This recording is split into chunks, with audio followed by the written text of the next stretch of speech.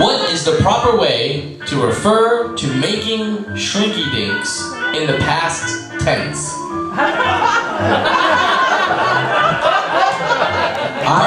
Hold on. You shrinky-dink, he, she, or it shrinky-dink. How about as a verb?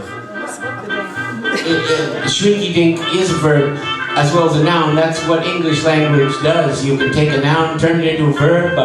Nobody will do anything. No fines, nothing. They do it all the time on TV. It would be to shrinky-dink, but we need the past tense be.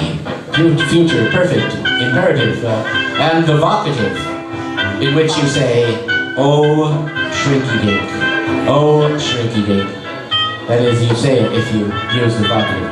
You do not use an apostrophe with the vocative, ladies and gentlemen. No, if you carry anything away from the Ask Dr. Hal show tonight, discard that unnecessary appendage. Hal, can we go into this question even further? You betcha. Opish? Oh, well. Not really a language so much as what we linguists call a patois. Are you a linguist? A cunning one, in my own way. But a patois is a manner of speaking an existing language. It is not a new, separate language on its own, but only by the loosest extension of meaning may it be called a language. But it arose in the carnival world, when it was necessary to talk in front of the bulls and not be understood by them. And the way you do it is you throw the syllable op into every syllable that you speak. It can only go one place before the vowel. And so once you're used to doing it and hearing it, you can actually communicate in this way, but it just sounds like a lot of agitated chickens on speed if you don't know how to do it. And I'm making an understatement when I say that, but it's okay, so say my name in Opish. Well, you see how easy this is? That would be chop it up and jump on. You guys get it? Okay, now say the Ask Dr. Hal show. Vapi apas, dapat kapper hopal shopper. Okay. Wapit apas vapper proper papa wape, tapu rapi famper, tapu mapi capping, shropping copy doppings, apa lapa papa stoppins, papo, papa, vapper. I thought that'd be funny, I don't know. I just, the idea of saying the word shrinky-dinks in Opish. Shropping copy dopping. So. How do you, give me the shrinky-dinks one more time. Shropping copy dopping. I don't know, there's something about Opish and doing a Nixon impersonation. Is anybody turned on by that? Oh wait, in Opish? Yes, in Opish. Come on, Nixon in Opish. Wappa is the proper wape to Robbie Whopper, to Moppy Goppy, Robbie Copy Doppings, Open up the Boppers, Toppings, Whopper. Ladies and gentlemen, Dr. Hal. Now, I don't know about you guys, but I'm pretty sure that this is the only science question and answer show where the guy answering the questions is doing a Nixon impersonation in Opish on this side of Army Street tonight. I don't know. That's for me. You rat bastard.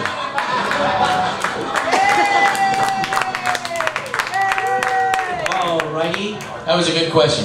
We need to, we're gonna start a new show right here, right now. And just like that, it's all new. Fresh. It's a brand new show. It's a new day. All new. The Ask Dr. Hal show. This question is from Travis. Travis? Travis has asked an excellent question here. Travis obviously has some insider information. As you can tell by Hal's desk, Hal's very partial to dinosaurs. And how long have you liked dinosaurs? For a couple of years? For a while. For a little while. When you were a child, did you like them? When I was just a wee tad, yes, I did like them. Then and now. And Travis is asking the following question: what is the most fearsomest?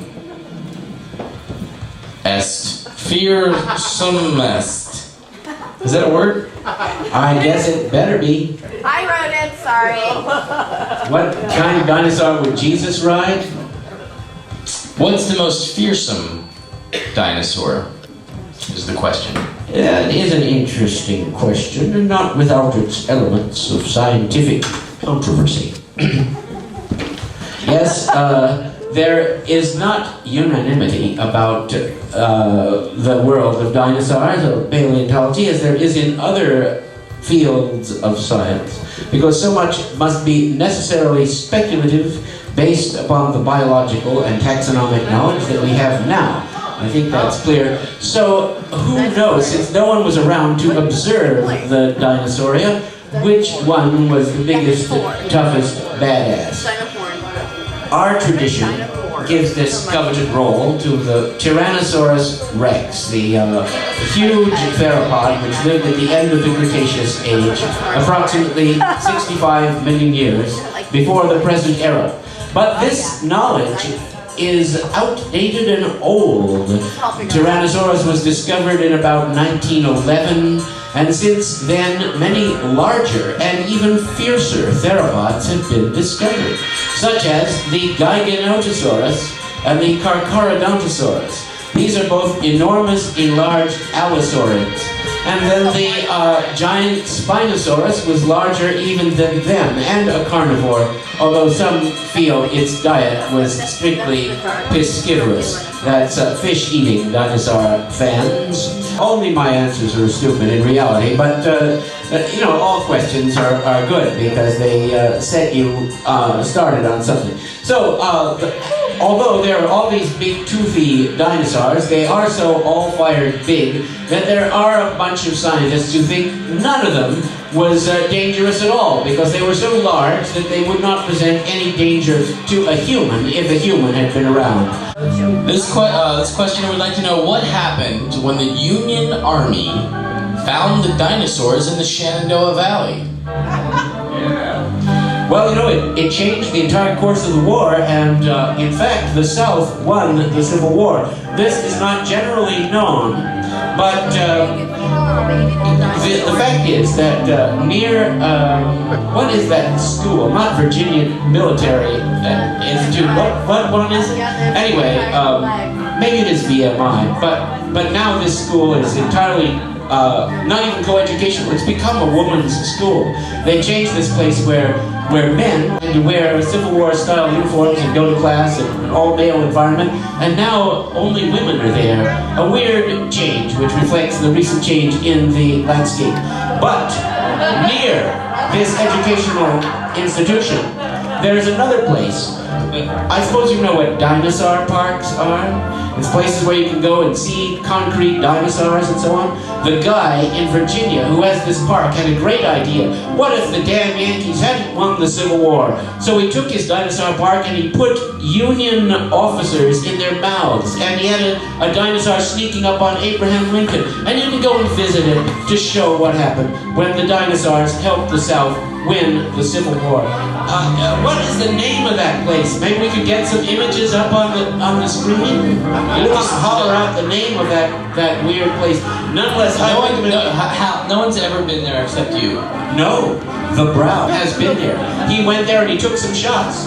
He took an entire documentary series of shots, and perhaps someday on the Ask Dr. Hal show, I will narrate the trip through the Civil War dinosaur park. That sounds fascinating. Yes, it is. That's the sort of thing we do. So, it would take dinosaurs to help the South win the war between the states, but apparently in some bizarre offshoot, some timeline, they did.